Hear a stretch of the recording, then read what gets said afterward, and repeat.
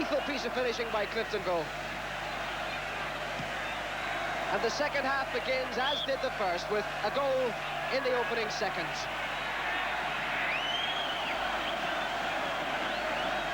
Jim Alexander we're looking at.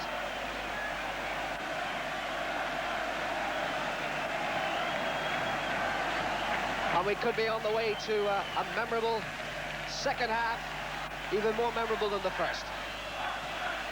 And really, as far as quality goes, we can't complain about this cup final. Both teams going on the offensive all the way.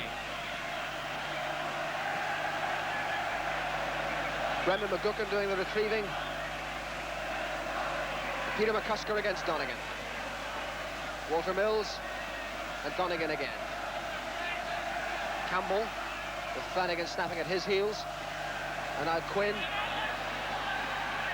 Good close skills. Campbell again. Oh, Peter McCusker was in and he didn't see him coming. And McGuckin with Donegan arriving to close that movement down. Good determined play by McGuckin. Donegan down hurt. The play continues. Off Tony Bell and throw to Portadown. And we'll need to stop Ian Donegan, the captain of Portadown. You may recall the tail end of the first half had the socks down around the ankles, as if in some discomfort.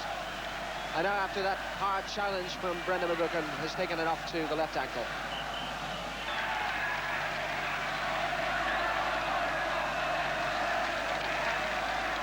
But now it's Platt. Mills. Tony Bell coming across.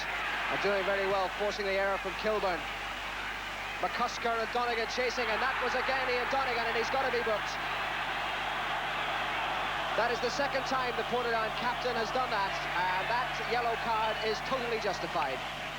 The second time that Donegan halted a Cliftonville attack, a 1-against-1, with the foul on the edge of the area, and the second time Malcolm Wright, in no doubt, and quite correctly, books in Donegan, and Cliftonville get the free kick. But, of course, this is what happens. The free kick is given, the name goes in the book, but what was a 1-against-1 is now Cliftonville against 9 Portadown players in their box. 9 Portadown men, goal side of the ball, as McCurry and Platt stand over it for Cliftonville. Platt, off Willie Gordon. McCurry, offside.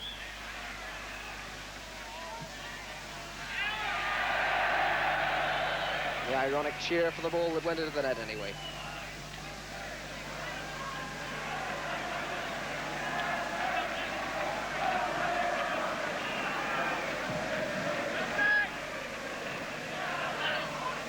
Quinn.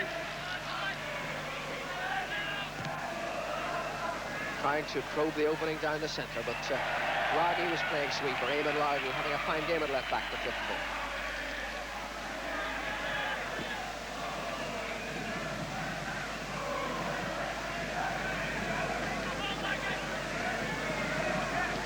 McCurry. Well, his touch seems to have left him a little bit in the second half, Kieran McCurry, but he really did have a decisive influence, bringing Cliftonville back into the game when they went a goal down early in the first.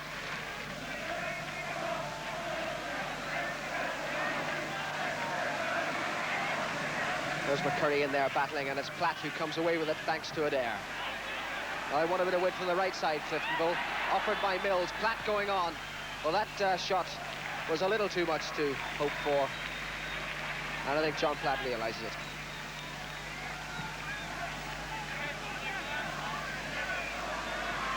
Nodded down by Flanagan. This is McGee. But suddenly the edge has gone off the Portadown front four. The Cliftonville defence gobbling up everything that comes its way.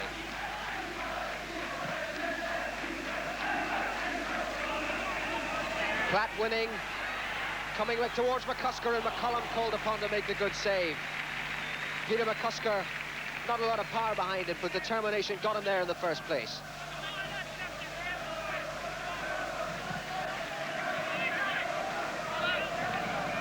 Off McGuckin's head. Quinn.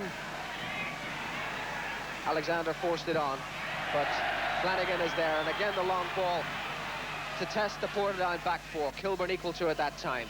But the Portadown back four has looked a little bit prone to being caught on the quick burst by Cliftonville. And as the game wears on, we've now got a quarter of an hour of this second half. As this game wears on, it's Cliftonville who appear to be taking more control. Cleary's cross, Alexander arriving, but offside was given anyway against Jim Alexander.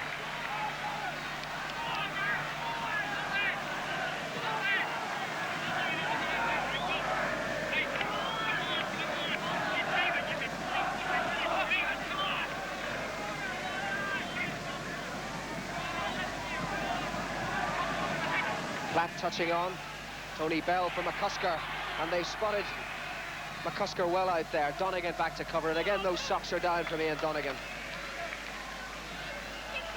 The suspicion that he's carrying a bit of an injury, the left back, and Cliftonville are certainly testing him at every opportunity.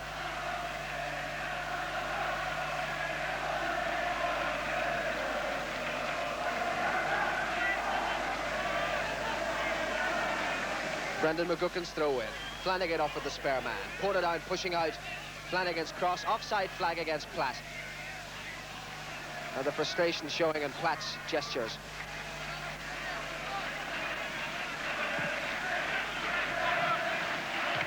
Walter Mills couldn't control that. John Bell. John O'Connor, rather. Cliftonville's replacement. Just being checked up. Jackie Patterson there, the Cliftonville assistant manager nearest to us, as they remove the tracksuit from John O'Connor.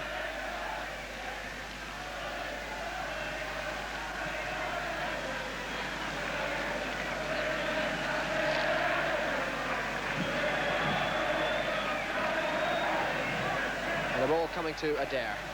Trying to get the poke through to Platt, but he'd gone too soon anyway and had caught himself offside. And there's the other substitute, John Bell. Just doing his warm-up routine.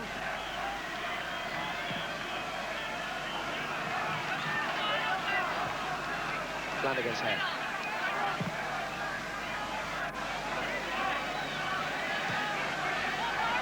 Walter Mills. Tony Bell. Well laid off from McAuley. That gave him lots of room. And that's to get McCusker away. Platt in the middle, but it's too long. McCusker frustrated. And the substitution being made. Walter Mills, the Cliftonville captain, comes off. He was a doubtful starter anyway. Only passed fit this morning, so number 12 will go on. Ollie Donnelly checks his studs, and that's John O'Connor for Cliftonville. And while that's happening, Portadown prepare to make the substitution as well. John Bell is going to go on, and this is a sad sight for Portadown. Eric McGee is coming off. Eric McGee with 4 cup finals for Linfield and 1 for Glenavon. Lost on 5 occasions, hasn't got a cup winners medal yet, and he won't have any further say in whether or not he gets a cup winners medal this afternoon. Eric McGee off, John Bell goes on.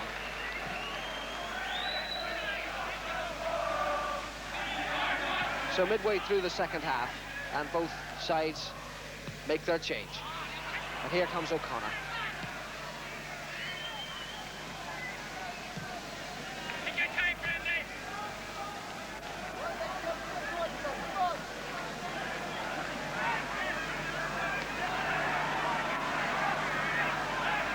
And Largy, been prominent in the Cliftonville defence in the second half, gives away the throw-in.